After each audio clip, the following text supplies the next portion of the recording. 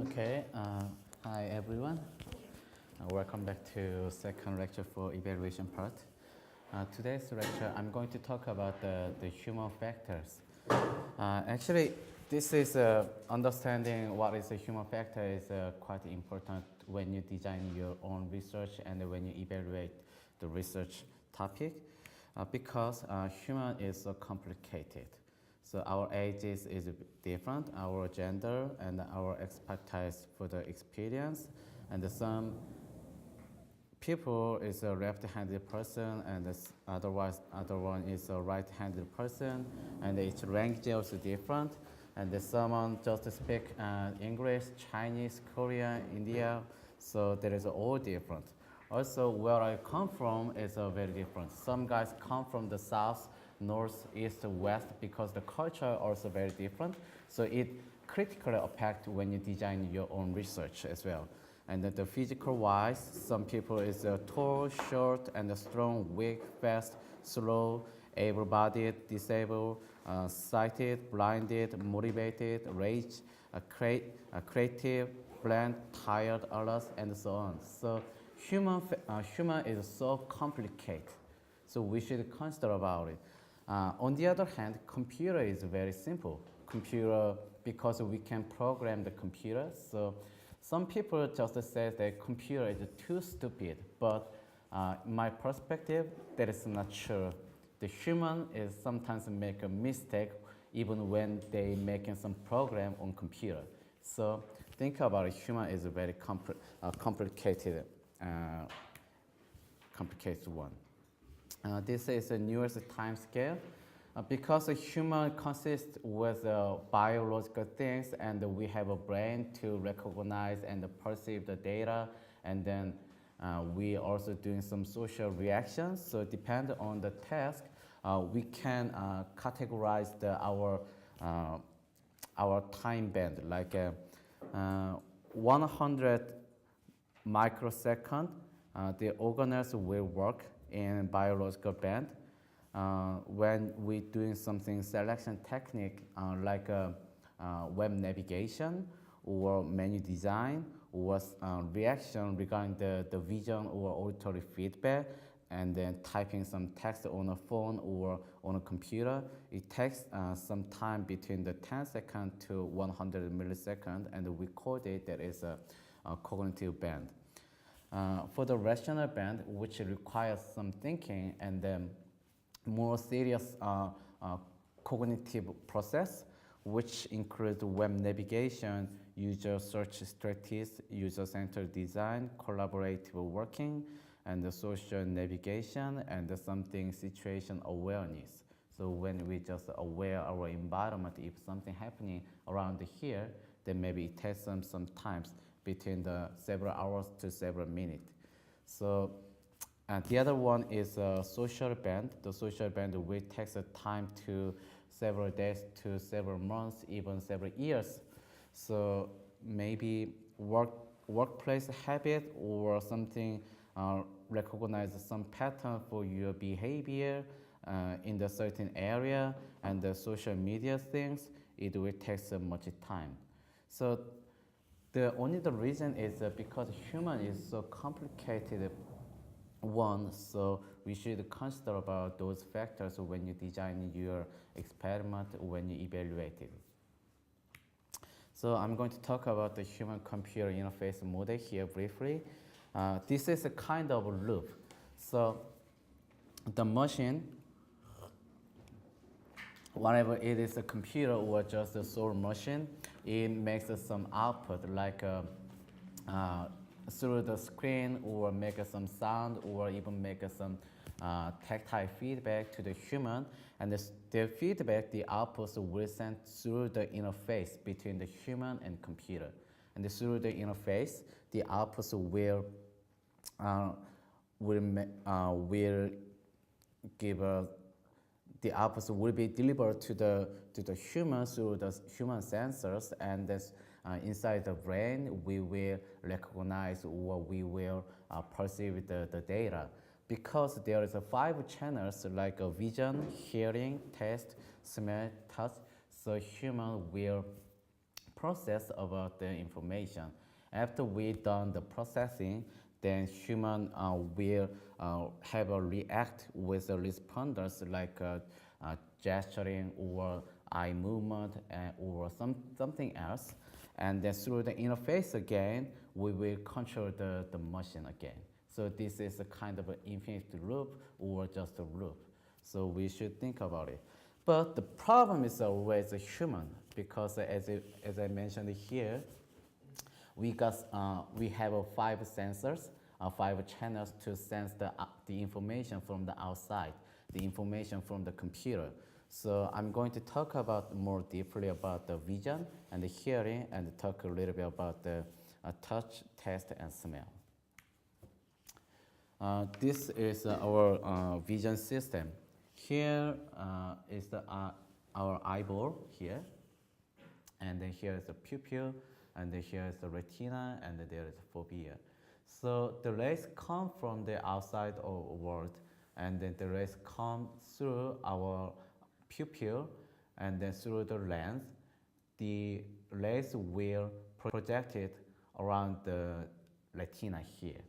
So once the rays arrive to the retina, then this retina sense will have many photoreceptors, and the photoreceptors send the nerve signal to the brain.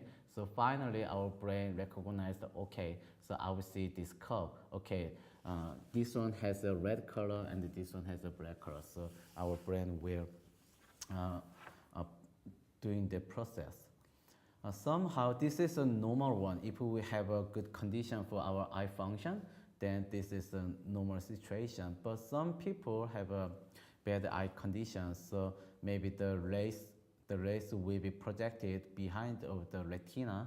So in that case, otherwise some rays will be projected in front of the retina, then we may get some blurry images. So in that case, maybe as I do wearing the glasses, so we can put the lenses in front of our eyes, so we can manipulate the ray direction and the projection to be projected well correctly around the retina. The fovea is a quite interesting part of our human eyes. The fovea has a greatest concentration of photoreceptors. I will talk about a little bit about the photoreceptors. The photoreceptors will be consist of 2 types of photoreceptors, which is called cones, and the other one is a rod. The cones will recognize the color, the red, green, and blue. And the rods just recognize the light. So through the rod, we will distinguish the shape of the certain object, and we can just see the outside of world.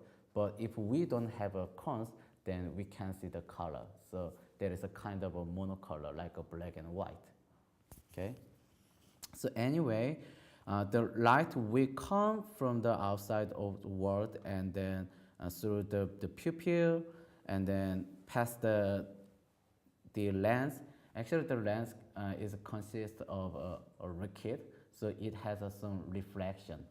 So anyway, the light will come through the lens, and they will be projected around the retina.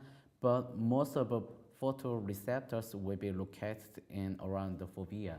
However, the size of fovea is very small. It's around 0.5 millimeter, so which is a very, very small one, so very sensitive.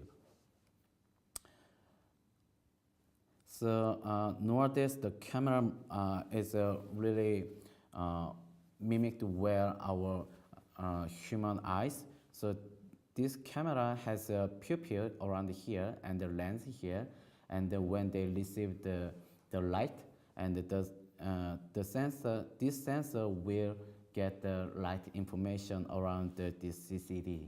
So this is a kind of a retina behind the retina here, and then this camera lens worked as if our pupil and our lens, the human lens.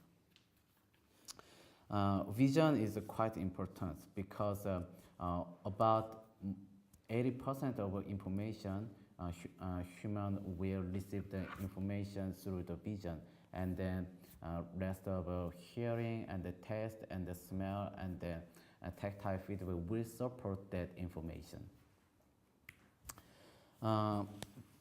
This image shows that the basic structure of the nowadays VR headset. So here is the processor, and this processor will manipulate the display here, and the display shooting the rays, and the rays will come through this lens, and then the lens will distort or make some manipulation for the reflection, and then the pure rays will come to the human rear pupil and the lens, and then projected around the retina and the fovea here.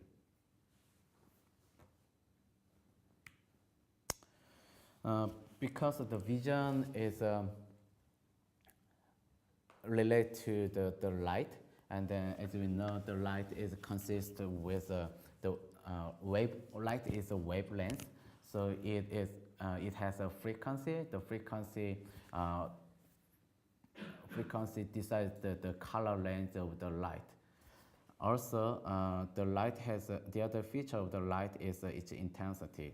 So sometimes we call it a luminance or brightness. The luminance is an objective measure, which is the amount of light power per area, and the brightness is a much subjective measure. So, for example, we can say that the monitor can be adjusted to a level of light between the very dim or very bright. So there is the same meaning, but luminance is a much more objective measure unit, and otherwise the brightness is a subjective measure unit. So as I mentioned before, depending on its wavelength, its frequency, the light has a different color. So, blue one here, and the green one here, and the red one here. And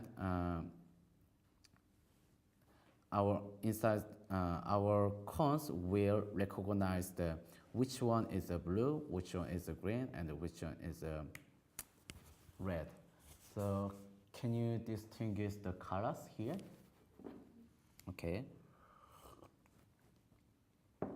Which means your cones are working very well. So congratulations. Okay.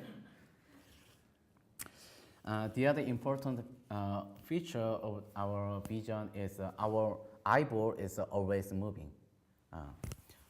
Because the fovea, as I mentioned, fovea has most of photoreceptors located around the fovea.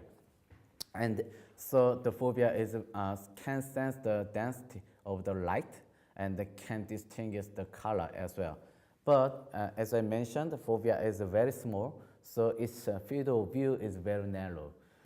For the reason, our eyes are always moving to compensate such a flow from the fovea.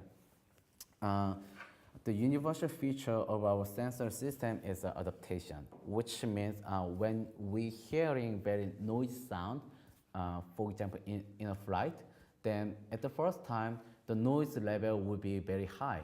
But after 30 minutes or 1 hour, then maybe we don't care about the loudness, right? So this is adaptation. So this adaptation can be applied to our vision as well. At a very dark area, if we see very bright light, then maybe it is very hard to see it.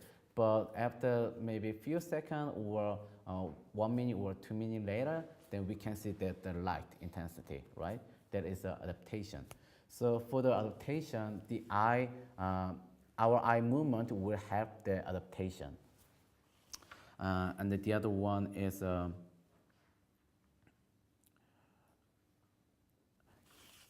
when we taking the photo using the camera, then if we just open the camera eye and then take the photo, after that the result will have something, we can see something light lines. Do you understand what I'm saying? So when we open the camera eye and take a photo with a long time, then if we moving the camera, then we can see the result image will have something noise, like the light moving or something blurry. So for fix such a problem, our eye movement, our eyes will move around the object, so compensate such a problem. So this is our biological reaction automatically. So can you see these images? How do you think? Is this moving? No? Okay. Can you see just around? How do you think? Yeah, it's moving, isn't it? Yeah, feels like it. Yeah. Because our eyes just moving around the image. Unless you can just fix your eye gaze around the black one.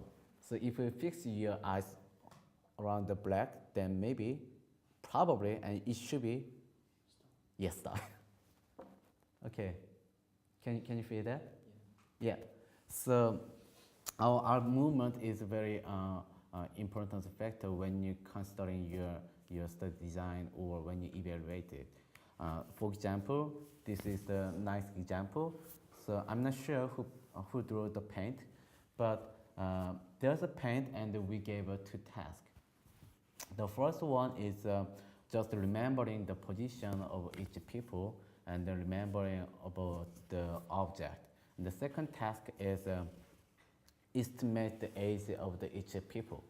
So in the case, the upper image represents the eye tracking result from the first for the first task, and the lower image lower result represents the eye tracked result for the second task.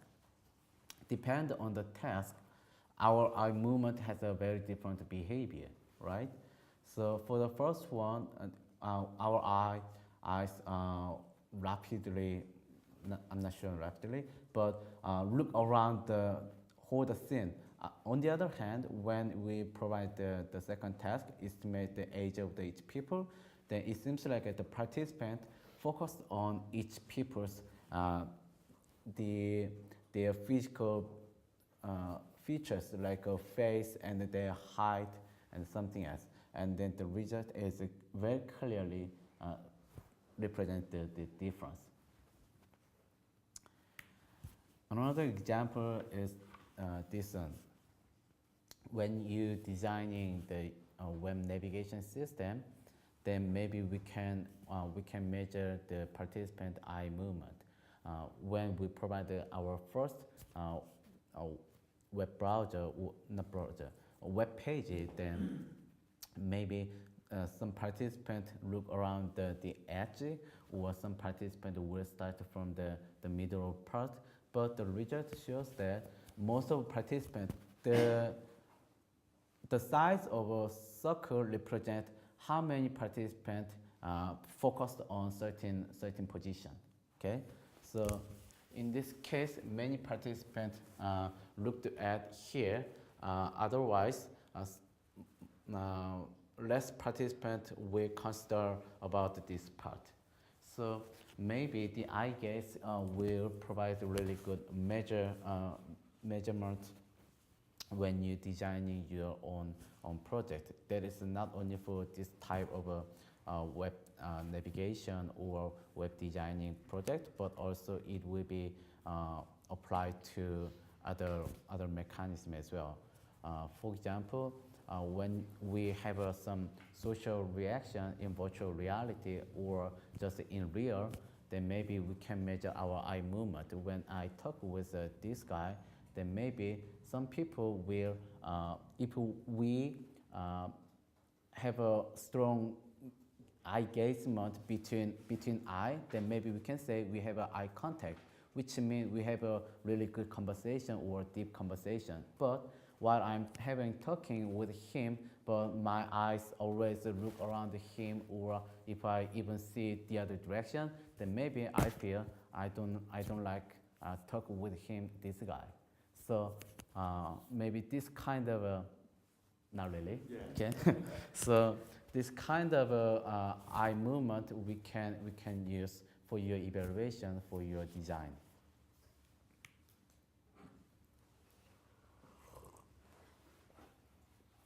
So we carefully should consider about the visual display. There is a three part. Maybe we should think about the spatial resolution. That is usually we can call it PPI, the pixel per inch. The other one is the intensity resolution and its range, which is how much we can represent each value per pixel. And the other one is the temporal resolution, how quickly we can swap, we can change each pixel values. For example, if we just see this kind of a slide, then maybe it doesn't have to have a very, it doesn't have to be changed very quickly. However, if you doing something, watching the game or sports or movie like Marvel movies, because they have a lot of effects, and then the sports always moving very fast, so the display have to change the pixel value very quickly. So which is an important factor. And then the special, regarding the spatial resolution, 2010, the Apple company claims that 326 pixels per inch per linear inch is enough. That is their claim. And then they says that this is their retina display. So is it true?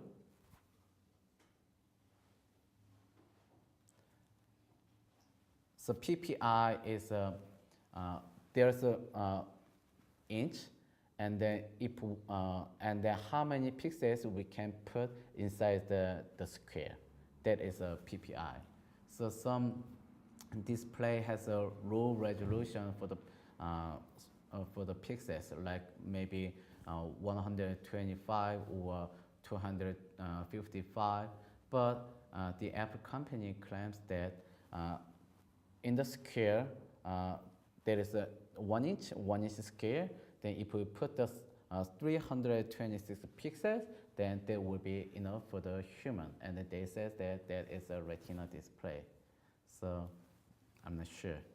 Because when we zoom in each pixel, then actually the pixel is this kind of a square. And then if we zoom in the display, then maybe we can see this kind of a pixel shape. We call this one is aliasing. So this aliasing is not so good, because this is looks smoother, but when you see this kind of stuff, it looks not fancy, isn't it? So there are many techniques to remove this aliasing in computer graphics.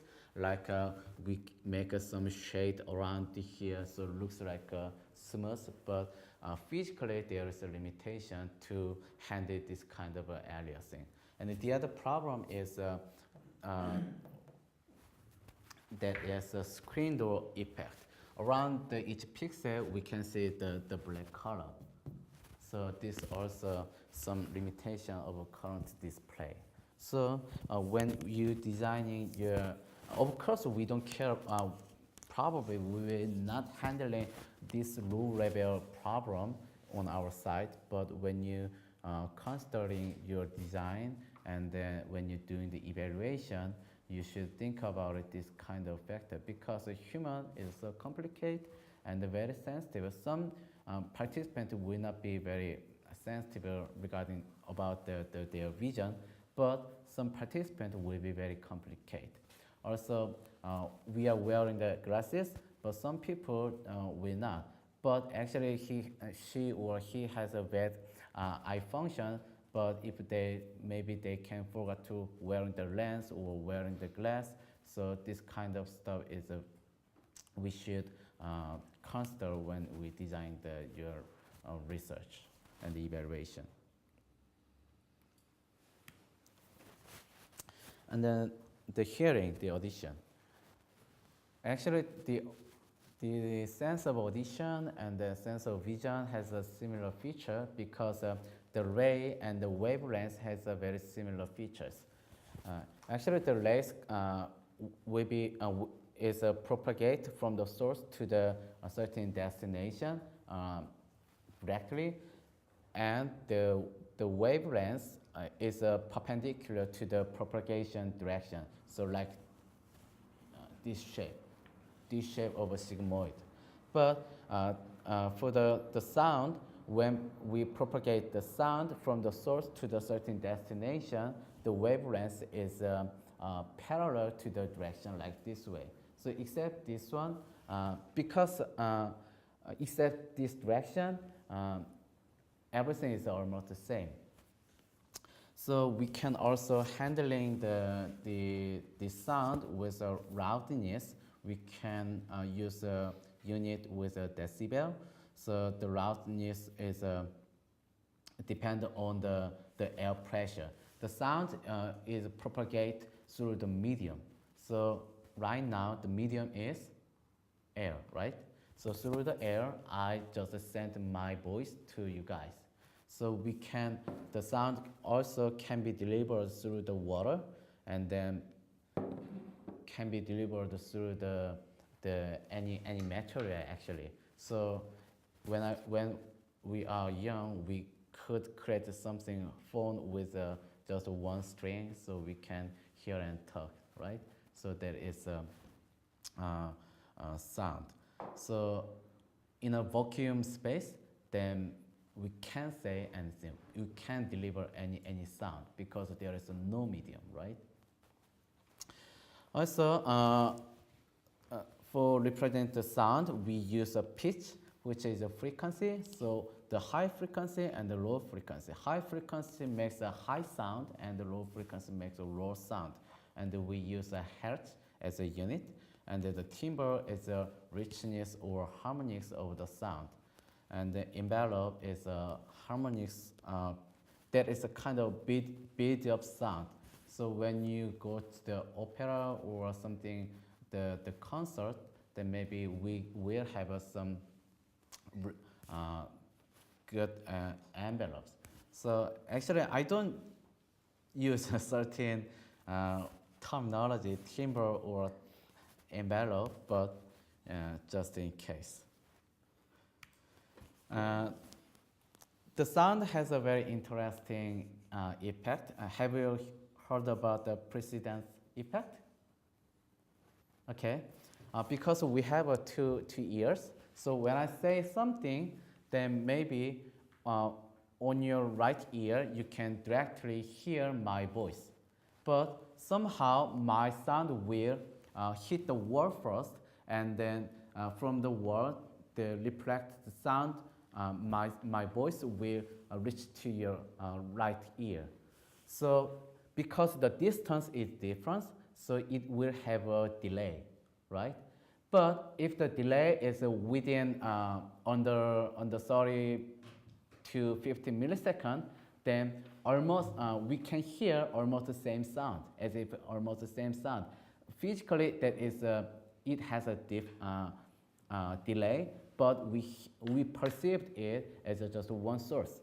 But if the delay is longer than 50 milliseconds, then we can distinguish the sound. So this is the picture. So for example, I'll give an example.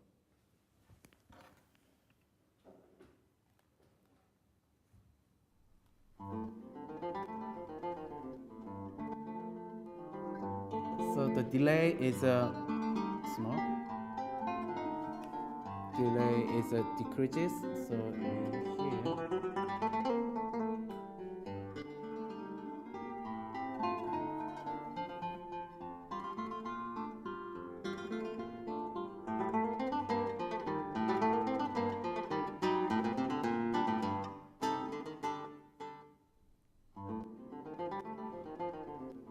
Okay, one more time.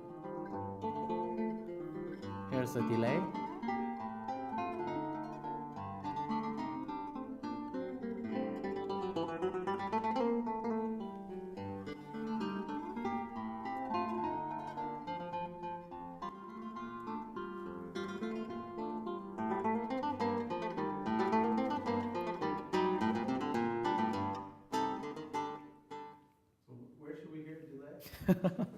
Okay, so I prepared the other example. Okay. So what are we listening for? What should we hear? Depend on the delay. So if the delay is less than, here is a, okay, So what kind of what delay between what and what? the sound source. From the sound source, Left and right? yeah, no, not left and right. They just shooting the two sound source. And the one sound source will be shot. After that, after some delay, they also send the same sound source again. So if the delay is a big difference, then we can say something, if I say like that. Or if the delay is very short, then we can hear as if that is just one sound source. Okay, so here is another and a much clearer example. Okay. Close your eyes. Yeah. Much better to close Okay. your eyes. This is not music. Okay.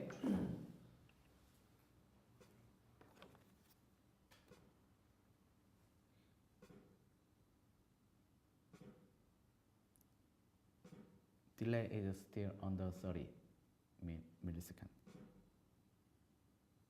And now goes up. Turn it up a little bit.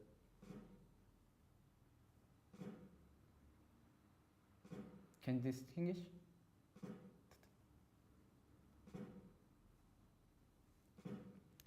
$80.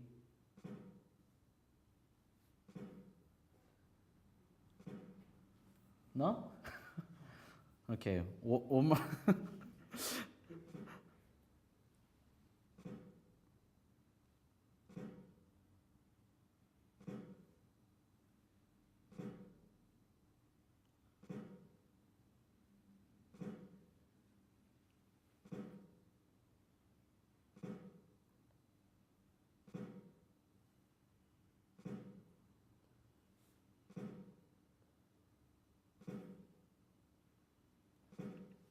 Okay, how about now?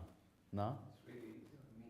Okay, except that guy, we should go to see a doctor, okay? So there's our problem, okay? All right, so this is precedence effect. And the other one is, give me 1 second.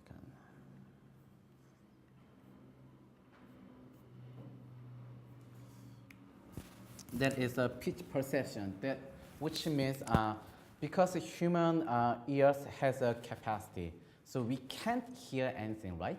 So we can't hear everything. So depends on its frequency ranges. Under the 1000 hertz, we can detect the frequency changes more sensitively. But if the frequency range is over 10,000, then our capacity to distinguish the frequency changes decreases. For example, under below the 10,000 hertz, then if we reduce the 1 hertz, then human ear can perceive its difference. But over the 10,000, then we can perceive it when the difference has a 100 hertz. So this is called pitch perception. And the other important role for our ears is we can localize the certain position. Just imagine we are wearing the VR glasses, or we just watching maybe very big screen, and there is a dog. If the dog makes some bark, then it's much easier to estimate the distance from here to the sound source. So but if the dog doesn't bark, then maybe it is a bit hard. And even though we don't see a dog maybe behind of our position, then if some dog is barking or there's some honk sound, then we could estimate each sound, depend on the sound loudness and each angle. So for the localization, we human use the hearing sensors. And then head motion. As I mentioned before, our eyes moving, to compensate something flow for the just the vision functionality. So our head also moving to catch the sound. So which is a very similar mechanism. And then do you know the Doppler effect? That is depend on the head movement, and actually that is the position of the head. So if I working very fast, then if somebody say then maybe I can hear the something like that. This is a Doppler effect. Touch. There is a very expert for the touch. So yeah, that guy. So I'm a bit afraid because I will just talk about very little bit about the touch. Okay. So the somatosensory system, which is our body senses, provides a signal to the brain about the human body itself, including the direct contact with the skin and then the body's configuration and movement in the world. So we can feel the touch, and then we can feel the temperature, and then we also feel the shape, texture, and then the resistance as well when you press the button, when you just press this type of desk. All the thing is a tactile feedback, and this tactile feedback organized mainly by the somatosensory system inside the human body. So that's all. Even though I just talk very shortly about the somatosensory, but when you're designing your research topic and evaluate, then the tactile feedback is a really important one, because every participant, most of the time, when you're preparing some device, even just a simple controller, the controller design is very important, because somehow it's temperature and it's the feeling about the grip, and when you control press the button, all is related to the tactile feedback. So very carefully, when you design your research, then very carefully think about this tactile feedback, tactile sensor as well. And the other one is the olfaction and the gustation. The olfaction is related to the smell, and the gustation is a taste. So I don't talk about much about the smell and taste. I will just read the sentence. The smell is the sensory cells in the nasal cavity, and the taste is direct chemical receptions of sweet, salty, bitter, and sour sensations through the taste bud in the tongue and the oral cavity. That's all. But the flavor is a bit different. Flavor is not a taste, right? Flavor is a perception process combined with the smell and taste sense. So which is a very interesting topic. One of our PhD students working on actually making some flavor changes in virtual reality, which means while we eating some food, but actually we try to change we call it redirecting. So we want to redirect each flavor. So for example, if I eating the top has its own flavor, even though the flavor is relatively weak compared to some strong flavored food. But maybe providing some other sensation, then we try to change the flavor in virtual reality. So flavor is a quite interesting topic. Brain. Brain is the very complicated part of the human, and then at the first time we perceived some information, and then the brain very quickly check it out and process regarding the information. The perception is the first stage of the processing in the brain, and it occurs when sensory signals are received as input from the environment, from the outside of the world. Norman says that people excel at perception, at creativity, at the ability to go beyond the information given, making sense of otherwise chaotic events. We often have to interpret events far beyond the information available, and our ability to do this efficiently and effortlessly, usually without even being aware that we are doing so, greatly adds to our ability to function. Okay, so what to say? This is how brains work. There is some research area which called the psychophysics. In the psychophysics, the psychologists want to know how our brain works in terms of perception. Cognition and perception is different one. So I'm just talking about the perception. Perception is very first stage for processing our brain. So we don't think about too much about the certain phenomenon. So we just focus on, for example, in a very dark room, then the researchers provide some buttons, the dial, and then ask the participant, please manipulate the dial when you see the light difference. So at the very beginning, maybe the room is very dark and the bulb has almost no light, and the participant will control the very little bit.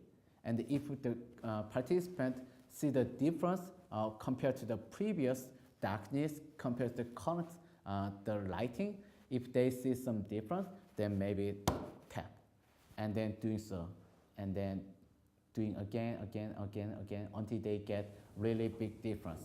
So this is a kind of a psychophysics. So this is one of the example of the research.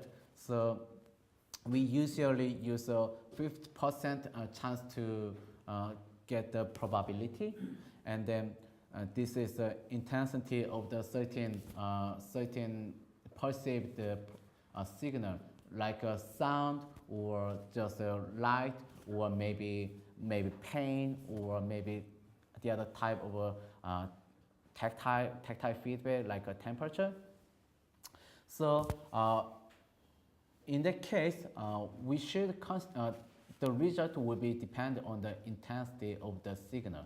If the intensity of the light is too big, too strong, then maybe we have a very big difference. Also, the frequency is also very important factor for the perception. So how frequently we receive the signal. If we get some signal one time per day, then maybe it will not affect too much. But if we get 10,000 times per day some certain signal, then maybe it will very affect to the people. Also, the perception will be dependent on our ages and our gender or other properties of a human, because human beings have a very different functionality depending on our ages, our genders. So we should consider about that one. So how do you think? Which circle is bigger? Which red circle is bigger?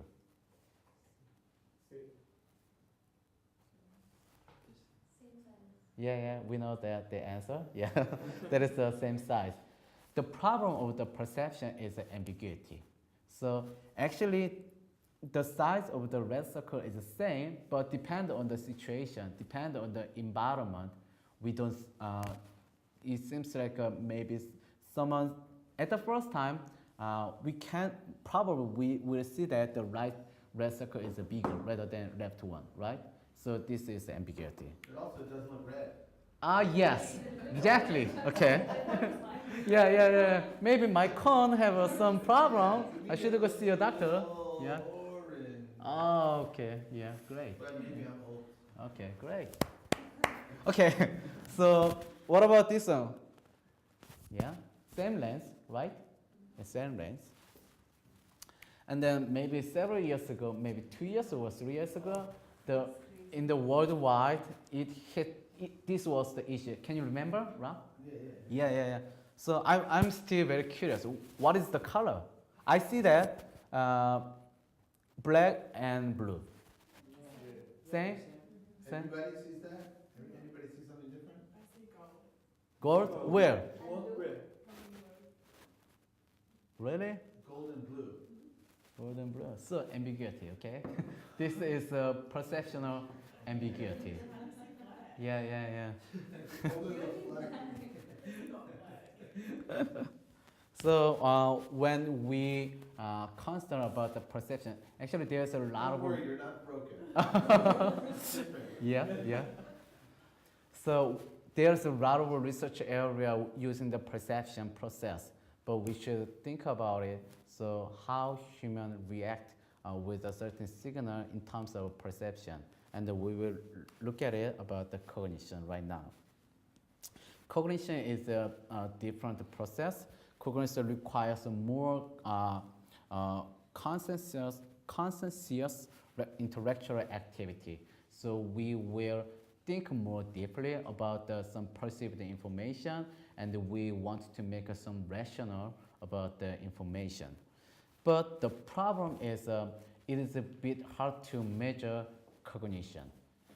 Perception is much easier to measure when we perceived it and how we perceived it and how we react regarding the perceived sensors. Because as we see the previous slide, in the psychophysics area, the researchers can provide a certain very simple devices, and when you perceive a certain signal, just logging the data. So which is very easy. But when you think about the cognition, then the process is a bit different. When you get the stimulus, sensory stimulus from the outside world, and then maybe the cognition will be operated. But inside the cognition, maybe we will have some perceived process first. Then maybe we will move to cognitive step. But we don't know that it's time-wise. We don't know that it's a time difference between the perception and the cognition. So there is some time band here. So normally we can say that the sensory reception, it will take 1 to 38 milliseconds, and then the neurotransmission to the brain, the sensors will be fired to the brain. It will take 2 to 100 milliseconds. Then maybe the cognitive processing will be conducted. It will take 70 to 300, and then again the neural transmission to the muscle for the react regarding the receive the signal. It will take 10 to 20 milliseconds, and then our muscle will have some latencies, right? So it will also take 30 to 70 milliseconds. So it is quite hard to when the cognitive processing was fired. So it is very hard. So perception, cognition, after that this cognition stuff will lead human memory stuff. There's a very interesting research that normally human has some magic number, which is 7, which means human normally can memorize a certain number of objects or a certain number of items up to 7 as relatively stable. But if we go beyond the 8, 9, 10, then our functionality, the capacity for the memory is very hard. So if I just provide a very random number, then maybe it's very easy to remember the number up to 7. But if we go beyond the 9 or 10 order, then it is very hard to remember it. So as you know, there's a long-term memory and short-term memory in human side, and which is very similar to the computer side as well. The long-term memory is a hard disk, and then the short-term memory is the RAM memory for the computer. So computer very interestingly mimic the human memory system. So because it is normally it is hard to remember the items over the 7. So human have the other function, which is make a chunk the numbers. So this is a digit. So this digit is consists of 16 numbers, so which is quite hard to remember, right? But if we make a chunk like this, then it is much easier to remember it, isn't it? And then if we know how we can convert this binary number to the decimal number, then that is much easier to remember because there is only 4 numbers, 8, 11, 7, 2. This is a match, the 1000 is matched to 8, and the 1011 matches to 11, 10111 matches to 7, 0010 is matched to 2.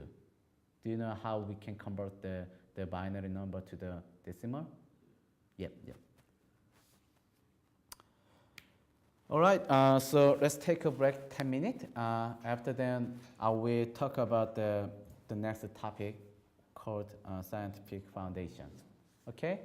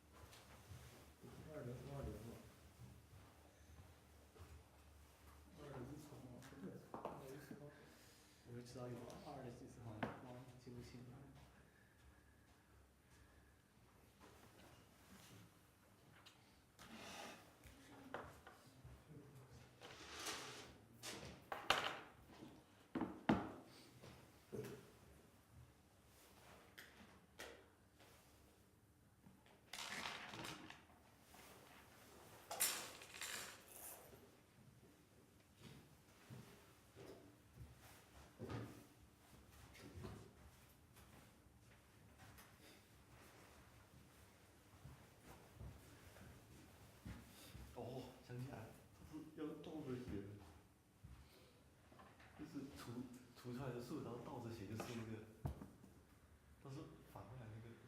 还有鱼。对，鱼什么，然后就是倒就写这个数，然后就倒。302。就倒着写。除2。这么说的。记错了。也有2的平方是吧？我知道学过这个。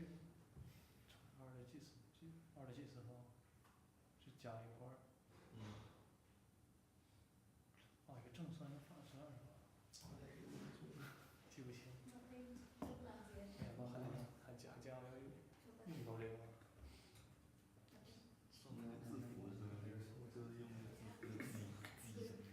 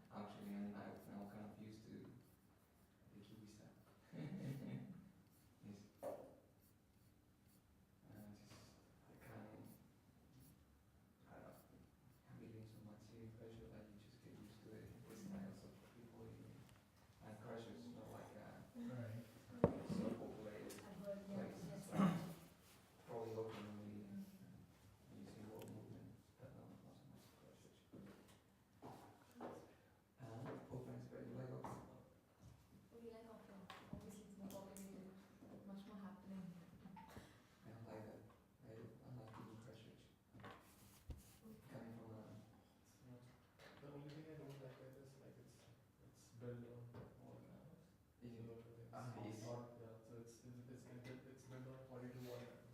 Yes. So obviously not active. Yeah. Obviously. So but it's not flat at all. So it's anything Yeah, that's oh, like, feel a lot of okay, feel it's changes. really- Yeah. So that's the That's part cool. like everything else. Oh, Wellington is not. I think Wellington's the best. Yeah. But they say it's quite windy now. Oh, yeah. Very good day. That's not bad. Is it was that in Christchurch? Oh yeah. Wellington's like famous. A lot of rain as well. Wow, that's nice. No? No, no, no. There are no fixed seasons here, right? Like it rains anytime. Like we used to back home, we used to have like fixed season, summers, winter. What do you mean back home in India? Yeah. I know that. It's just other people in South India. So. Proper. Oh, rainy Delhi, yeah, season. of course you guys have, yeah. That's cool. Delhi's You don't know what extreme. to tell. It's getting every time. All the seasons are getting ready. Yeah, Christchurch is more like rain. This kind of wish. You're used to it.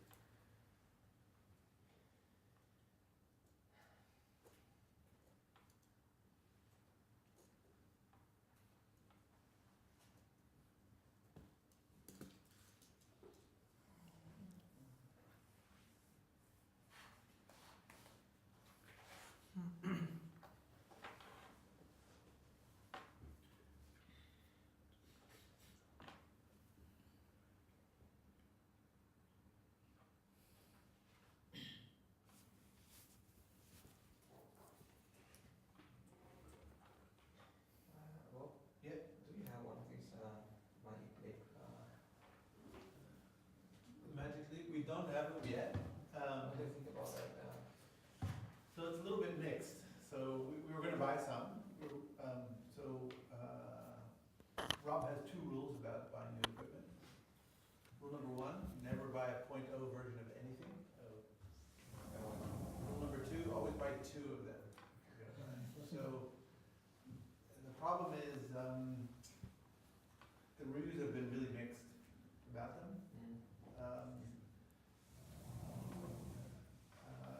I've tried them a couple times, and I think they're, there's the HoloLens of this, everybody's comparing it to. I think it's definitely better than a HoloLens in a lot of ways, right? The field of view is the big problem with the HoloLens, which is going to be better in the HoloLens 2. And then the other thing that the Magic Leap does very interestingly is it changes the focal plane. So there's two focal planes that it can use. So one of the problems with virtual content is that the eye is physically focusing on a display that's here. The content is out there. So you have this battle going on. Your eye is trying to focus there, but it's trying to focus here. So you get this problem. And it's different for different distances for objects. So what the Magic Leap does is it does some eye tracking and it figures out where you're looking, and it has a couple different planes that it uses to display the HTC one. So it's supposed to be better. So that said, we'll probably buy a couple at some point. I want to wait until the maybe version 1 comes out, and then of course the HoloLens 2 is tested out. I'll also try to I think it's open to the audience for HoloLens 2. We will definitely be getting some. I don't know when. Everybody wants them, so I'm big backlog. But you have the first version of We have the first version of the HoloLens. So the other problem with Magic Leap is they didn't ship to New Zealand. So in order to get one, you had to have a U.S. credit card, and you had to ship it to an address in the United States, and then have it shipped here.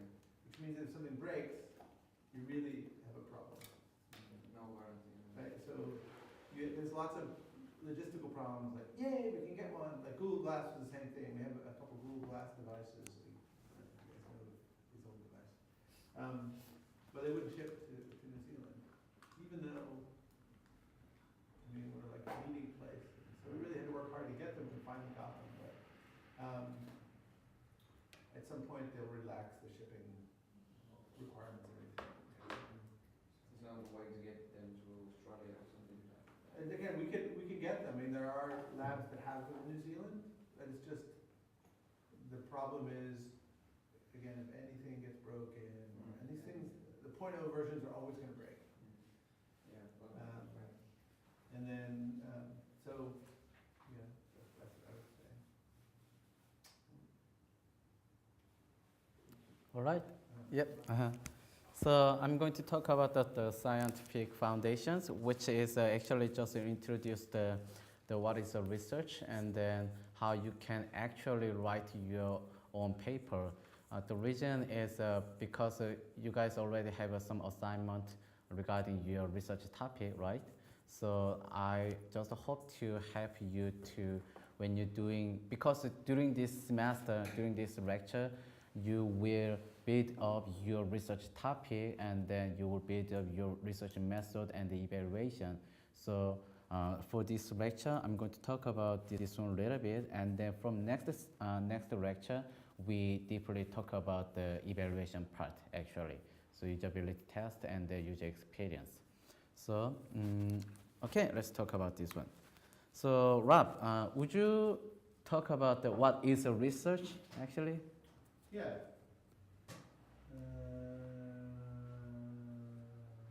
Yep. In your experience, yeah. Yeah, I'm happy to. Yep. So,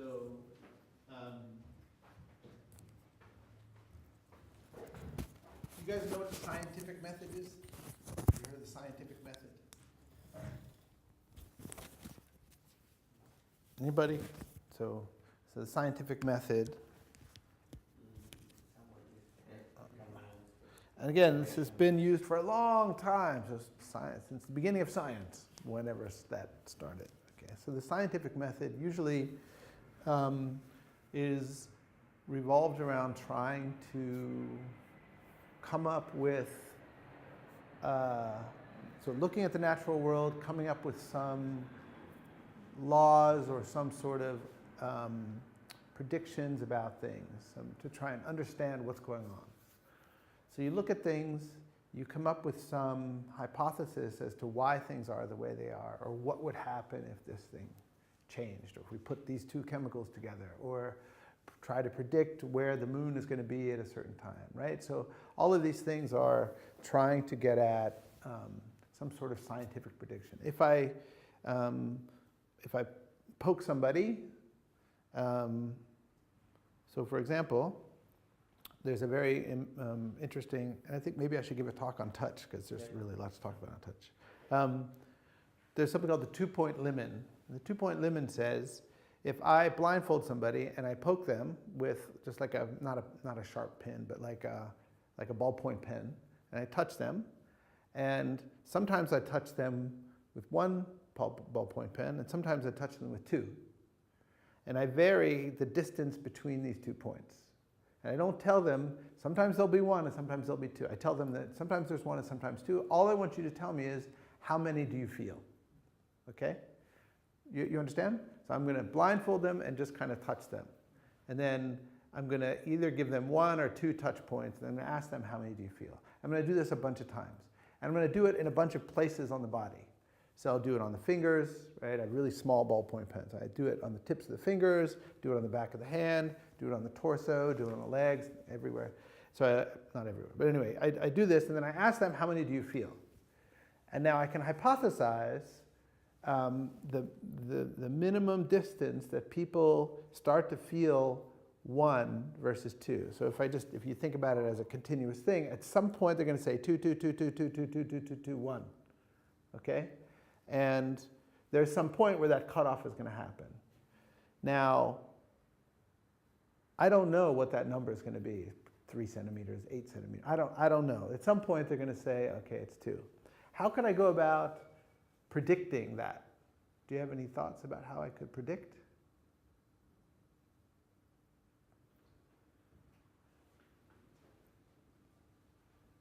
So you predict at what point they will say that it's 1? Yeah. Where's that crossover from 2 to 1? Well, I'm touching the skin, right? So I should go find an expert about skin. So the skin, in general, the cutaneous layers, the skin layers, have 5 main mechanoreceptors in the skin. And each one reacts differently to different things. So some There's a couple called fast-acting mechanoreceptors, some slow-acting, and some respond to pressure, some respond to vibration, some respond to heat, and some other things, okay? And these mechanoreceptors are not equally distributed throughout the body.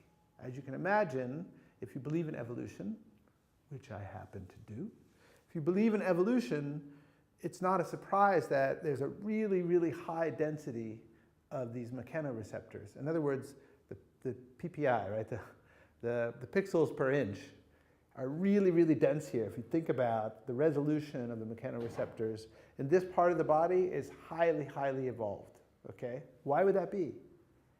Because we touch things and use it more. Right, so again, those humans who had very high sensitivity here could do things like, oh, it's hot, or feel the edge of something, or we're better at making tools or something. And so over a long period of time, those humans have evolved and have survived that have really high density of mechanoreceptors here. Same thing around the lips and the tongue. For obvious reasons, it helps us avoid danger, helps us really understand eating and smelling and these things. So all of the sensory systems have evolved over time to allow us to sense things. Now, if I dissect somebody's finger, usually a dead person, and I look at the mechanoreceptors here, and I do the same thing here, I'm going to find a very different layout and a different combination of these mechanoreceptors. So scientifically, I can make a prediction about if I do that experiment here, and I do it here, and I do it here, I can look at the data about these mechanoreceptors and make some sort of prediction about how things are going to go. So I look at some data, and I make a prediction, and then I test my hypothesis. Like, I think it's going to be based on the density of the mechanoreceptors in people's skin here. I think it's going to be 2.375 centimeters, okay? And then I run an experiment, and I test my hypothesis, okay? So the scientific method usually starts with some underlying understanding, and then makes some hypothesis about it, and then tests the hypothesis using some empirical method, okay? And where the statistics and evaluation come in this is, wow, I have all this data, now what do I do? And that data processing, that data analysis, usually we use some sort of statistical methods to evaluate. And then we can say, I formulate a hypothesis, and I can say, based on my data, I can actually disprove this hypothesis. I can show that actually I was wrong, right? And hypothesis formulation is a very confusing, I think, a very confusing thing, because typically you don't state a hypothesis, or you don't test a hypothesis, you test a null hypothesis, and there's a little bit of discussion about why we do that. But in any case, what you're saying is, I believe that this is going to be the result, and then you do a test, and you can say, yes, in fact, this is the result, or no, this is not the result. And then you can publish that, say, look, here, here's the density of the things. Here's the density of the things. Here, and so now you can say that. So why would I need to do this as a designer? It's the same with the eyes. If you know what the resolution is of the eyes, it's the same with the ears. If you know that, at these particular sampling rates, the human ear cannot tell the difference between 44,000 hertz and 89,000 hertz. So I don't need to increase my resolution. It's the same with the eye. With the retinal display, I don't need to go, according to researchers, I don't need to go above this resolution. You can't tell the difference anyway, right? And so the same is true for the skin. So if I'm making a display for somebody, whatever it is, I need to think about the person and our perceptual limitations, and trying to not just give more is better, like, oh, let's just keep upping the resolution with every display, because at some point there's diminishing returns. It doesn't really matter. It's the same with audio. And so what it allows us to do as technologists and designers is determine what are the thresholds that we need to take into account when we're designing something, right? So for touch displays, if you wanted to make, you see this in the movies, oh, there's this suit, and it gives you unbelievable haptic feedback, touch feedback around oh, I got hit by something, or oh, I can feel somebody, like when I back into something, I can actually feel this thing behind me. So if you're thinking about designing this suit, understanding the human body is a really good thing, because what you probably don't want to do is to make, let's say you have a bunch of magical actuators that can make you feel impressions, right? So you can control each of them individually, and you make a whole suit out of this.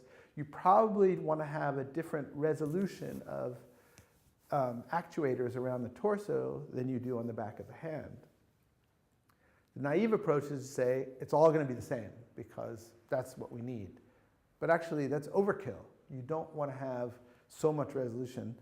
The current thinking about the torso, for example, is that there's actually like a 3 centimeter or 4 centimeter distance in this discrimination, which is nothing, right? 4 centimeters, I mean, that's a big thing. So you don't need like a lot of little points. You can actually get away with a very coarse resolution, and there's no difference, right? And that's a really big thing, because if I'm designing one of these things, I need to know this. I can save myself a lot of time and headache. So the scientific method, and one approach is to use the scientific method. And in your case, what you probably do is read a bunch of papers about a topic, learn what the state of the art is, what people know, what people have explored using studies and statistics and everything else, and then be able to make predictions about something that's related.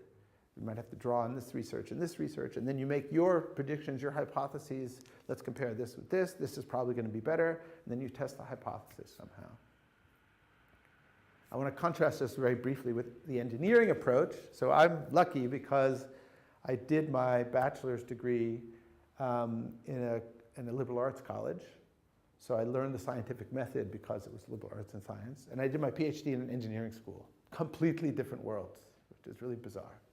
So in the engineering field, what you do is you learn a lot of laws about mechanics and thermodynamics and Ohm's law, everything you need to know about your field, and then you design a system to meet certain thresholds and certain specifications. And once you build the thing and it meets the threshold, actually you're done. Because you've said, this is the threshold, they need the tolerances for this piece to fit in this place are exactly this. And I know that if I build it and it does what I want it to do, I'm done. You don't actually need to test with users. Because you've already, so engineers build stuff. And scientists create knowledge. So engineers change the world somehow, and scientists understand the world. And this is very broadly written. The nice thing about this lab and about our field is that there's this really great clash between the science and the engineering, and that typically our students build something based on principles and then evaluate it with the user. So it's this really nice combination between, you get to build stuff with software or hardware or a combination of the two to solve a problem. You're basing your design on reading research that other people have done, and you come up with the tolerances and the specifications for actually building it, and then you evaluate it. So it's not deep engineering and it's not deep science. It's a combination of the two. Right? So a lot of research is really coming up with some problem. And what I always have students tell me is, what are the research questions you're trying to answer? Like, people get really sick in virtual reality, and we want to find a way so they don't get sick. Or people get really tired when they're doing some user interaction, selecting things. How can we design something? So the research question is, how can we make a non-fatiguing or low-fatiguing way of selecting objects or moving around or whatever it is you're doing? How can we provide a really good way of the user understanding or getting smell feedback in an environment? How do we integrate those things together? Well, there's a lot of work that we can read up on to figure out how the nose works and how we perceive, and all the steps that Sungchul talked about around the perception part, the cognition part, how it gets to the brain and these things. And understanding about, there's 20,000 different kinds of mechanoreceptors, or different kinds of receptors in the nose. 20,000 kinds, which means it's really complex. So if you wanted to model that, and we know we have rods and cones in the eye. That's really easy to do because we really understand the eye very well. We understand the light properties and everything else. And smell is really hard. Taste is even harder and more invasive, obviously, and everything, right? But all these things are really interesting problems. So I've given you way too much. It was a really long. So I'll just finish with the thing that science allows us to do. The two main things that have to be there for science to be valid is you have to be able to reproduce. If somebody does a study, somebody else should be able to reproduce that and get the same results. So science has always been about, hey, look, I dropped these two things, and this one, they actually landed at the same time. Somebody else, you need to describe exactly what you did, and somebody else should independently be able to reproduce the same experiment and get the same results. And if not, you've done something wrong. So it's very important. This reproducibility is very important because that way it's not me saying, yeah, the world's flat, I can prove it. Look, I look out there and I can see as far as I can see the world's flat. And I do an experiment to show that the world's flat. Okay, great. Somebody else can say, and then the scientific community talks about it, and they come up with a way of measuring things. And then somebody says, look, I can prove that the world is round. I put these two long things, these two long posts, I measure the shadows and everything. And anyway, they can prove that the world is actually round. And somebody else can do the same experiment and get the same results. That's proof. So the first thing is reproducibility. The second thing is prediction. So this allows me to predict what's going to happen. If I take these two chemicals and put them together, I will get this result. If I shoot something, I shoot a bullet, and I can predict using the laws of physics where it's going to drop based on all of the physical properties of that typical experiment, if I drop something. So it's the same thing in our field. If somebody does something in a certain way and I get these results, somebody else should be able to reproduce the experiment and get the same results. The really big problem is that there are humans involved. And that makes everything very hard in our field. Because I can test on you guys, and I'll get very different results depending on what I'm doing from you, and from you, or the time of day, or whether you've eaten or not, or whether you're tired. You have all these things that are influencing this really, really messy thing, which is people. But that's why it's interesting, is that we're trying to figure out, why do people like to do the things they do on their phone the way they do? Why do people really get sick? They found out that women get sicker in head-mount and virtual reality headsets more than men do. Why is that? They're like, well, women and men are equal. Well, I'm sorry, but we all know that women and men are not equal. They're not the same, I would say. They are equal, but not the same.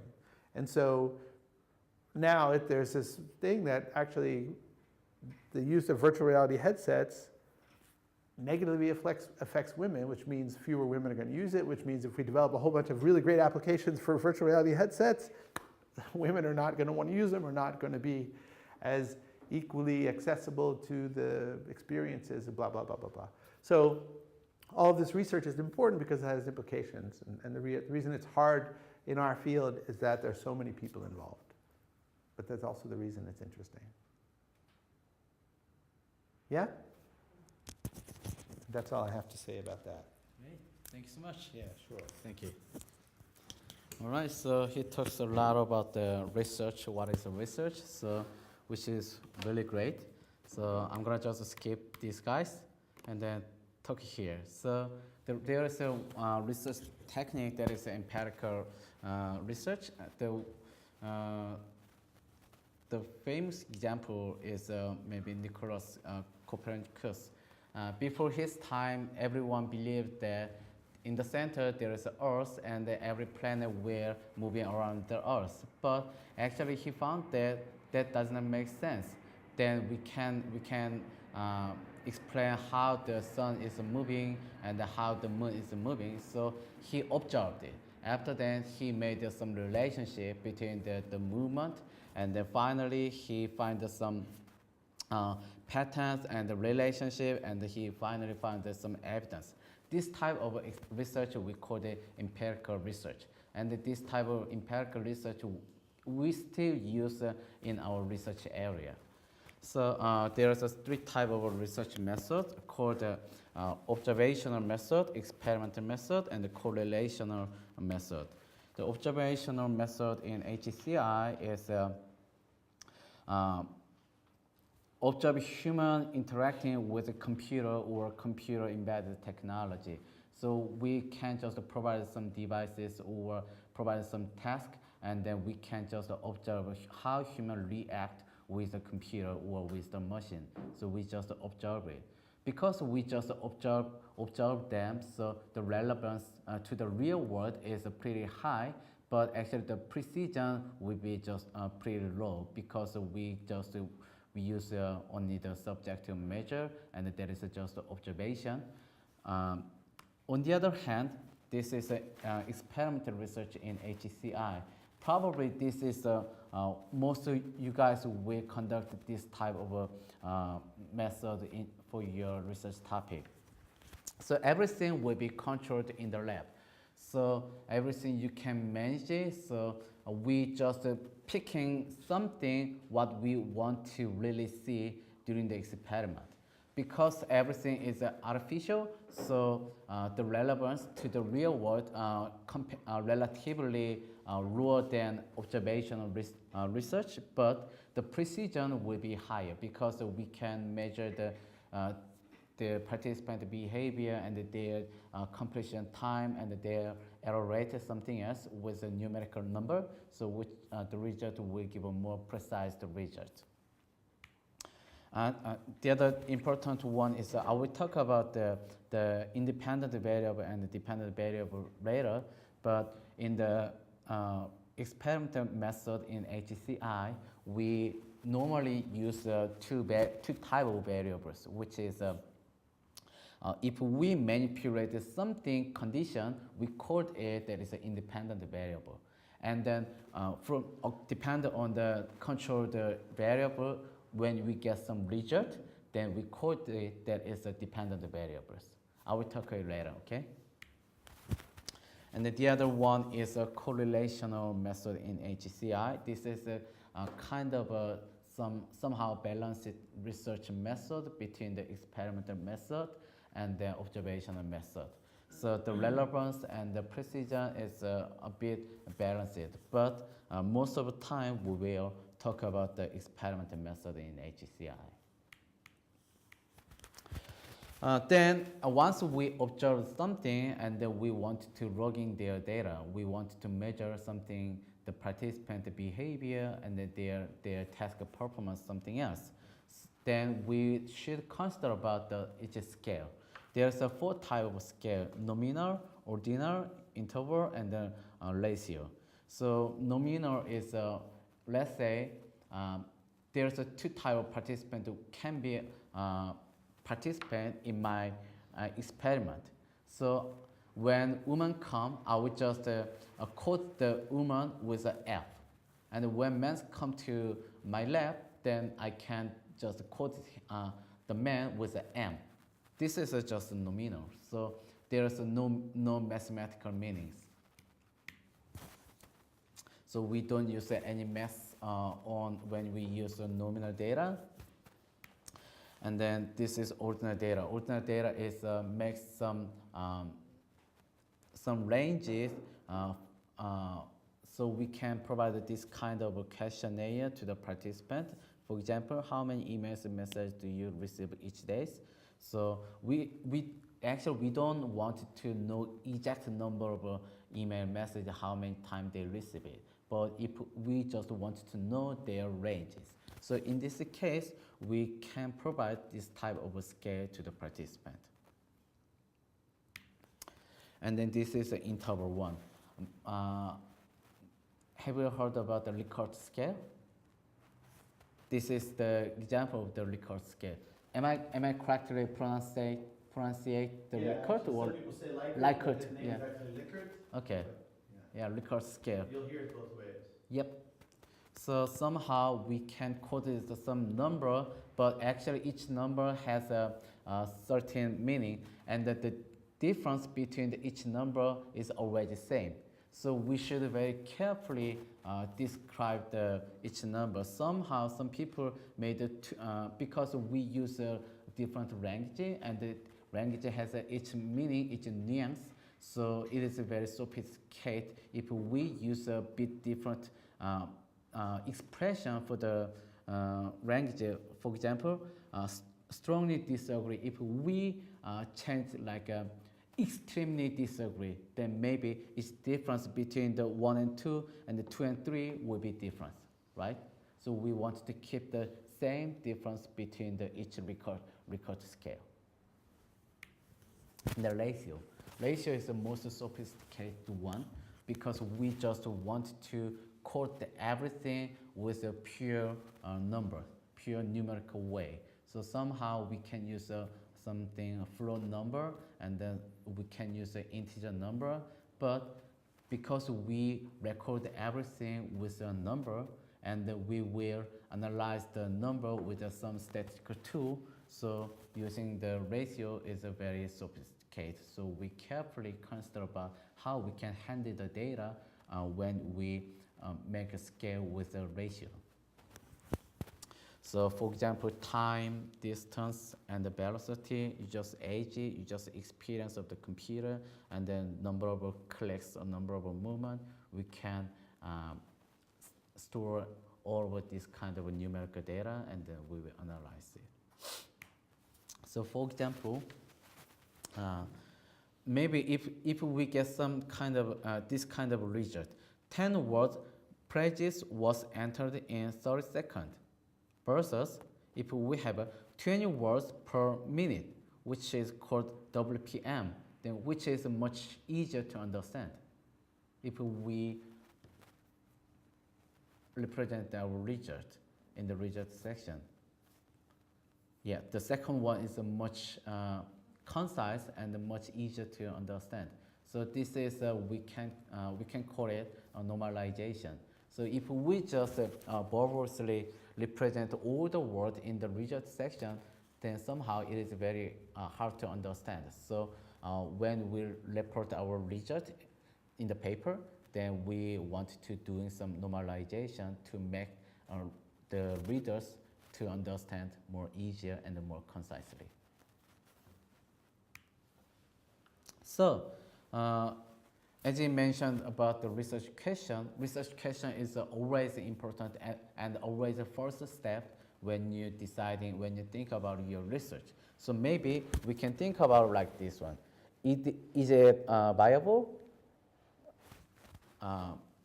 Bit broad, and is it as good as or better than current practice? What is the current practice? But maybe we can reduce a little bit more. And what are its strengths and weakness? We can still narrow down which of several alternatives is best. What are the human performance limits and the capabilities? Does it work well for novices or experts? We can also narrow down our targeting people and our targeting platform with this way. How much practice is required to become proficient?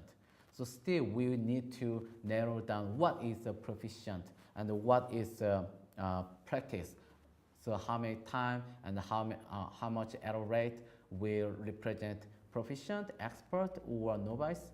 So in this way, we can start from the very broad research question, but finally, we want to narrow down what is exactly our research question in this way. So for example, this is a QWERTY keyboard. So in this case, maybe we can narrow down the research question with this way.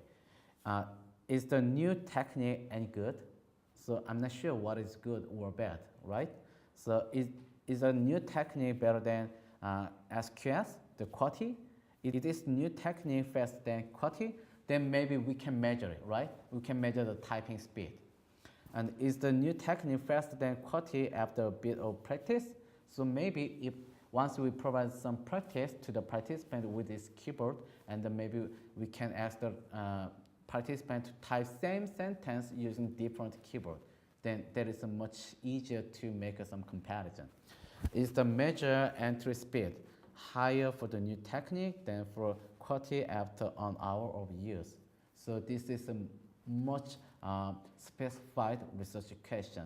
And then if we see the last sentence, then maybe we can understand, okay, this researcher did something, we do something comparison with this keyboard and the QWERTY keyboard, and he will measure the timing and maybe error rate, and he will give the same sentence to the participant and give us some practice time, and he will measure after 1 hour, 1 hour practice or 1 hour testing. So we can conjecture the research, what we do during his research. So can you think about some examples where, in your own, if you were thinking about your own work or your own lives, each of these levels of questioning is actually good, right? Is this technique good, right? So the question is really, I've got this new thing, it's a smartphone that has a touch screen on the back. Okay, so it's not a display, but it's a touch screen. Great. So is it any good? That's actually a good question.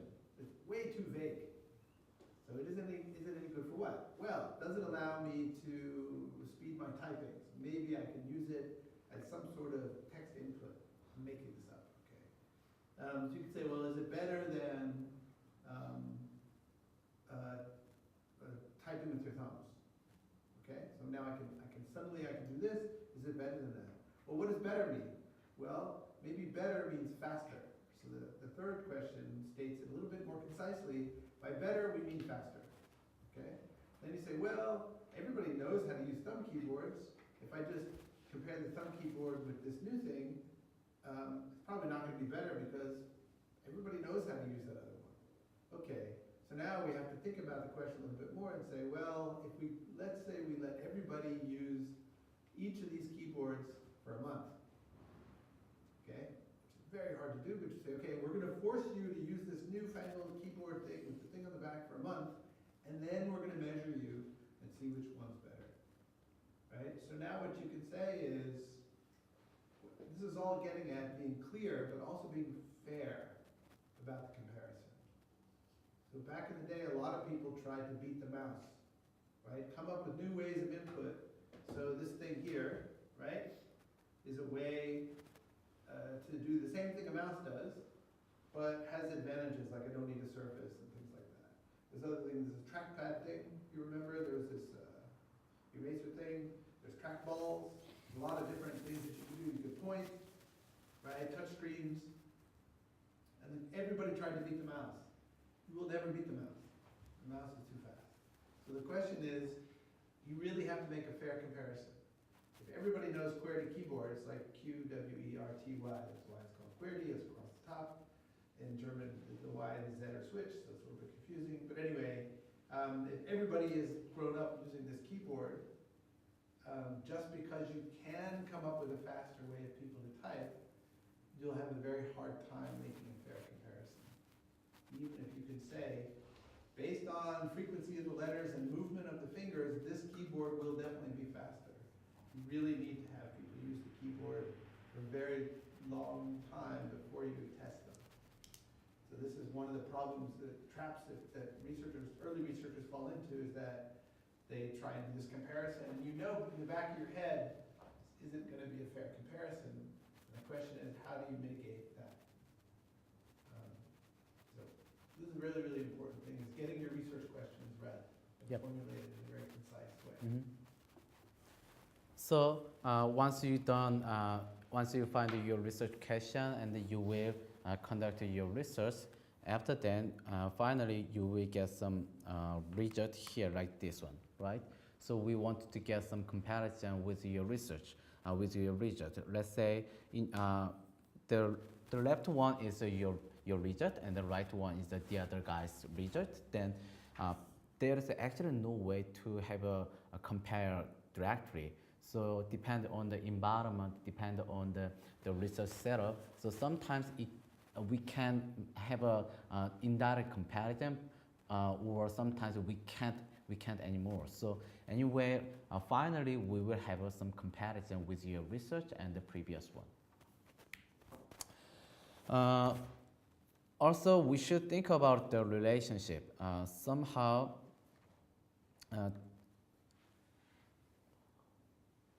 yep, there is some variables to manipulate it during your research. Maybe you can handling the devices. This is actually independent variables. So you can change some devices. You can have a comparison with your method, your interface, your feedback, your something technique for the selection or menu depth or button layouts. So that all the thing is independent variables because you will manipulate these variables. And the outcomes, which is a dependent variable, could be human behavior or completion time or error rate or some number of button clicks, number of mouse clicks, number of mouse movement. This kind of stuff will be is the output depend on your independent variables. So the goal is if we find something relationship between your independent variables and the outcome, then that is great. That is great. But we should carefully think about it, the relationship. If that relationship is a kind of low, or the relationship is a causal relationship, which is great, but somehow every relationship is not a causal relationship. Somehow that is just a circumstantial relationship. For example, the smoking and the cancer. Does it make sense every smoker will have a cancer? No, it doesn't make sense, right? Somehow it impacts some way to arouse the cancer, but it is not a causal relationship. That is just a circumstantial relationship. So when you're doing your research, when you conduct and when you find some looks really nice result, then very carefully say, is this really causal relationship or just a circumstantial relationship? And as Ram mentioned, if your research can be reproduced again, then actually that is useless, that is meaningless. Just one-time event, we don't say that is scientific found. So last time I have talked about what is a journal paper and the conference paper, so I will just skip this one. And then skip this one, and then rate text, this is a rate text. So we highly recommend you to use a rate text stuff because that is a really efficient way to collaborate working and the efficient way to making your PDF file. So have a look at this one. And then I'm going to talk about the structure of the research paper. So this is the the fundamental way to organize your research paper. Some novices, when they're writing their first research paper, then maybe most of the time they keep the title and the abstract and the keyword and the introduction. But after the introduction, some people seems like want to change their structure. If it is makes sense, that's fine, but normally it doesn't make sense. So if this is your first time to write your own paper, then please follow this format, which is a very fundamental way. So the title.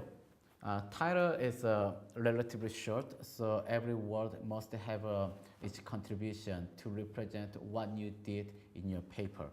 So for example, eyes-free text entry with error collection on touchscreen mobile device. This is a really good title because we can assume that this researcher worked on the mobile devices and these researchers worked with touchscreen something and he measured something about the error collection when doing some typing task. So this kind of a title is an effective way to represent what you did, what you have done in your paper. And then after the title, we can put the author name, affiliations, and the contact information after the title. and the abstract.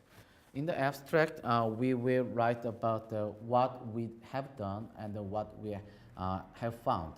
And the abstract is not an introduction. So it should be very clear and very concise.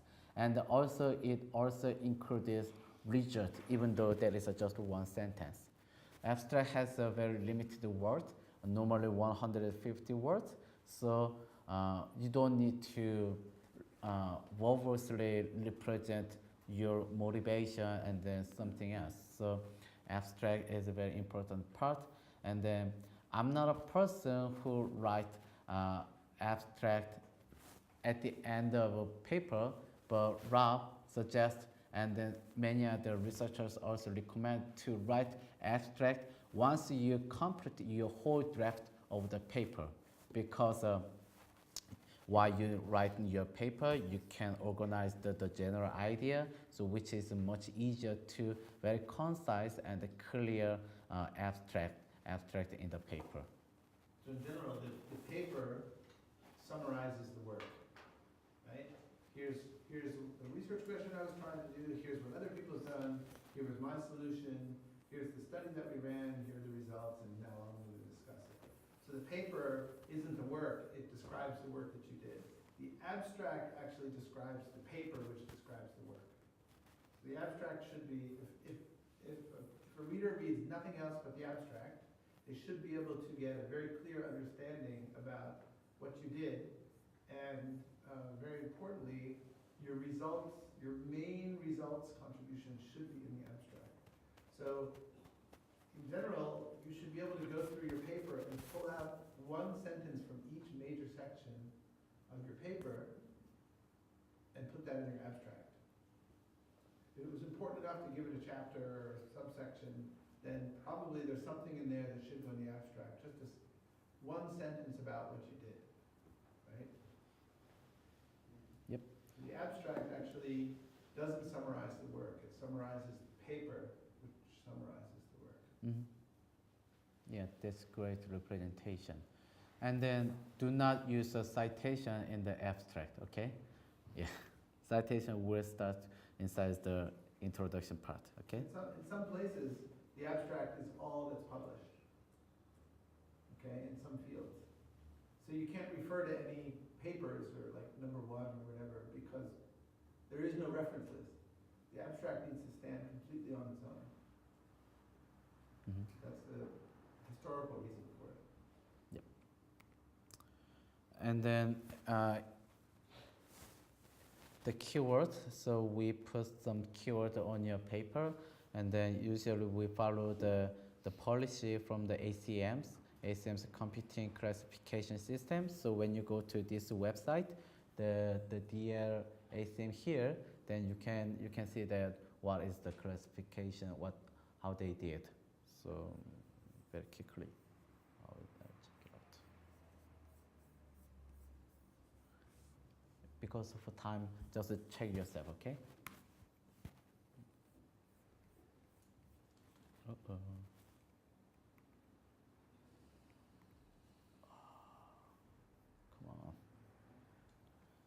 Come on. Okay.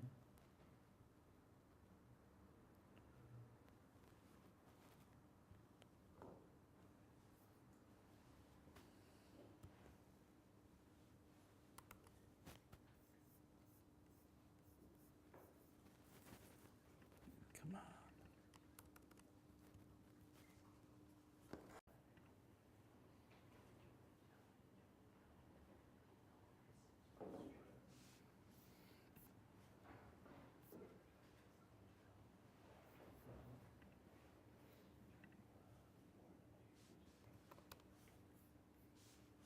Okay. So here are some materials. So we should provide the details for about the hardware and the software and the procedure. So procedure is quite important, because when reviewers read your paper, the readers read your paper, then we should provide a very clear procedure what we have done during this experiment. So for example, this is just example. We provide some informed consent because we're gonna work with a human subject. So we will have an ethics application first. So the ethics application will require to provide the informed consent to the participant. So the participant will read that one. After that, we will ask the participant to fill out their demographics information. After that, we gave us some instruction like or practice whatever. After that, we're doing something, just the session 1. After finish this session, we provide the questionnaire to fill out the answer and they give us some break time. After that, we conducted second session and did the same things, questionnaire, and then lastly, we asked the participant to fill out the post questionnaire, which is a direct comparison between the session 1, session 2. After that, we finished. So this is a kind of a procedure. And the design part, we clearly mention what independent variables we used for this experiment and what independent variables was the outcome for this experiment. We should clearly mention about this one. So sometimes we just simply mention the experiment was a 3x2 within subject designs, between subject design or mixed factorial design. So we will talk about what is a research design, but usually we just mention like this way. So the box is a kind of example, so please read that one. And then result and the discussion section.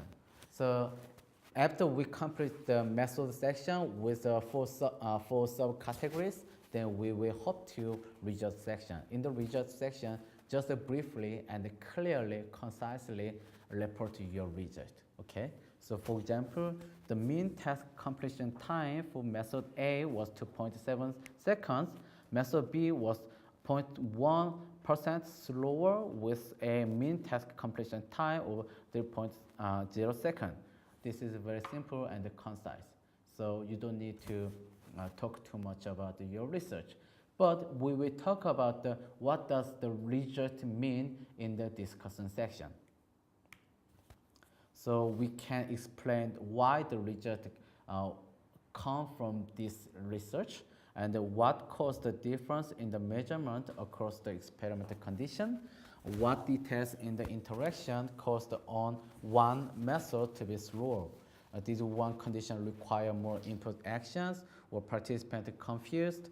Was the method hard to run? Did participants experience fatigue or discomfort? Something else. So we can discuss anything if we think about it.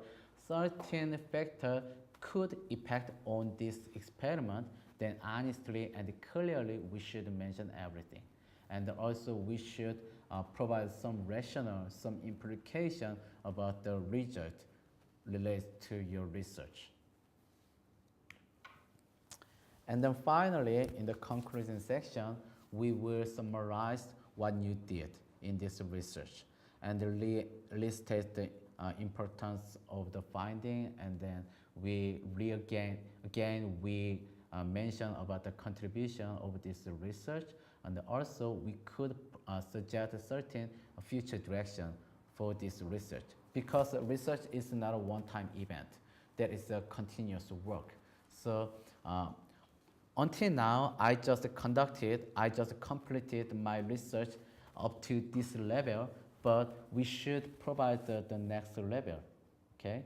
So that is research. After then, depend on your situation, we could mention some acknowledgement. So that is just an example of the acknowledgement. So once you're done conclusion section, there is some acknowledgement section there. So just to put the acknowledgement. So usually you can just discuss with your supervisor for this one.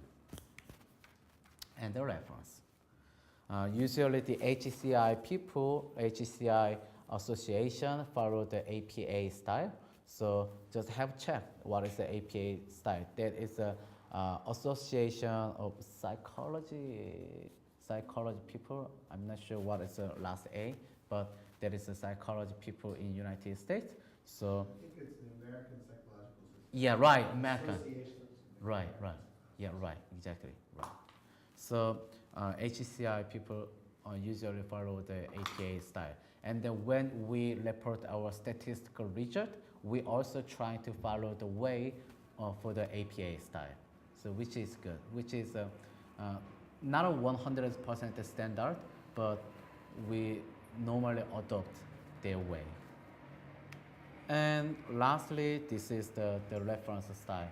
So depending on the paper type, if whether it comes from conference, journal, book, chapter, and the internet, then it has a different format. But if we use LaTeX, you don't need to worry about too much because LaTeX will automatically convert its format, so which is good.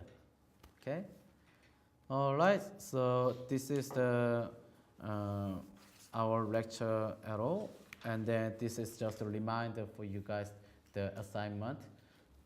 This is not a we will not make assessment for this one. This is just for help how you can make your research topic, and based on this thinking, then you will continuously build up your idea, and then you will have some project for this semester. I saw that yesterday you provided some announcement regarding project, right? Monday. Yeah, on Monday. Yeah. Yeah. So do you guys already know? Yeah, so we talked about the Okay. site. Okay, so some of it is, again, just your initial thoughts, initial ideas around that particular project. And I don't know do you want them to focus on that project for this? Or can they choose anything? This is not an assessment. I just wanted to give us some feedback to help their organizing their idea. So, okay, so I think that is not a mandatory. But if you want to get some feedback from me, then I will help you. So I think one option is to say, some of you probably have some ideas about interesting things that you just want to check out. So a lot of you like, oh wow, that was cool. Let me do a quick Google search, or let me do an internet search and look at some YouTube videos, look at some tutorials, maybe find some papers around this sort of thing. Probably most of you don't look for papers around something because you want to consume it quickly. So you look for YouTube videos or some tutorial online that will help you, right? So you probably don't even know that there's a scholar.google.com. Okay, so there's images and .google.com maps, whatever. There's also Scholar. okay. So Google Scholar is a very, very deep and rich repository of academic papers around all kinds of topics. So one thought is to think of a topic that's of interest to you, text input on a mobile device, or I don't know, augmented reality for education. Mm-hmm. Choose one of these topics and then go through these steps for that topic. What do you know, I've read a couple papers, or looked at a couple papers, and read the abstracts. Abstracts are really good. The reason the abstracts exist is so you don't have to read the whole paper before deciding whether to read the whole paper. Yep. Because what you don't want to do is read a paper and be like, man, that was a waste of time. It really wasn't about my topic. But the abstract will tell you what the paper has. So you don't need to read the whole paper. At first, you can just read the abstract and say, wow, this is good. Copy that link somewhere, put it into a reference management system, and download the PDF right away, knowing, okay, I need to read this paper. Right? Any research that you actually talk about in your own papers, you need to read the whole paper. You can't just read the abstract. But just to screen, and there's thousands and thousands of papers, how do you know what to read? Well, some of it is just being able to get the gist of the paper from the abstract. So a well-written abstract will allow you to make a binary decision. Read, don't read. Right? A poorly written abstract, it's hard to know. You can't really make that decision. So when you're writing your abstract, you need to put yourself in the position of someone who's going to be doing exactly what you're doing, which is, do we want to read this paper or not? And it's not marketing it as, this is a really great paper, read this paper. It's, here's what the paper's about, and here's what the results are, and then you can make an objective decision, is this really in the scope of what I'm trying to look at? Mhm. So a good thing to do is to go look at Google Scholar papers, think of a topic, and then try and identify by looking at the abstracts, papers that you think might be relevant to what you're thinking about. So does anybody have any topics that they're thinking about? I'm just thinking about typography, how to use typography in AR/VR. Okay. Just researching about that. Okay, so really like font sizes and shapes and Yes, and how to serenity actually use and it, like making guidelines. for text readability. Yes, so Okay. basically how to In use VR. it, yes. Okay, so there's a really crisp topic. You should be able to find a bunch of stuff around, maybe not VR related, maybe cell phone related, or laptop related, or Mhm. PostScript related, like. So good. So you should be able to do some searching on text readability in VR, these sort of things, and you should be able to find lots of papers in Google Scholar. All right, so I think Rob reduced your burden. So just provide this assignment. Again, I will not make an assessment for this one. This is just for help you guys. So the due is next Wednesday. So just trying to make some. Yeah, so submit it on Tuesday so that maybe we can talk about it on the next. Oh yeah, that's good. Yeah, he make some burden. Okay. Yeah. All right. Yeah? So next Tuesday. And again, just because it's not graded doesn't mean you shouldn't do it. Yep. Yeah, it's very important. So for this assignment, we should follow the same layout with brief abstracts and just the same. If you can, but if you just bring your own idea with some articles, then they will be fine. All right. Yeah, yeah, That would be yeah. But we would want to make some discussion about the ideas. So maybe if you provide some abstract, then it will be much nice to understand.